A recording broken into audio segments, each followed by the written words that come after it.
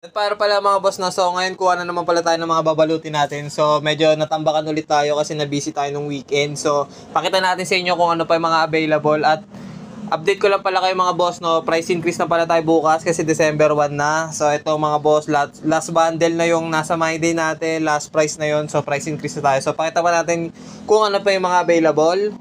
So ito meron pa tayong available dito na Quiton loaded mga boss. Atomic Quiton to mga boss. So with stick yan mga boss, sa mga kukuha. Yan, ganyan siya kalaki.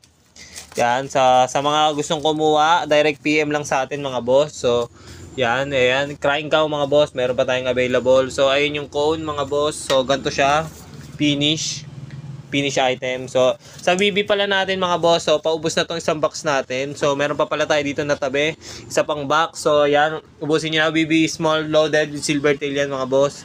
Tapos sa premium shell natin, last 9 sets tayo dyan mga boss. So paunahan na lang. Medyo magtataas na rin pala tayo. So ito pala whistle racket pati whistle. So yun, ito yung pinagkaiba niyan mga boss. Ito may whistle, tapos may crackling. Ito naman walang whistle, pero with green and red effects yan. So ayan mga boss, ayun yung available. Ayun pa yung mga available na box. So ito mga boss, yan. So sa mga gustong umorder, direct PM na sa akin sa FB account. So ayusin na natin to, balutin natin to, balitaan ko na kayo. Peace.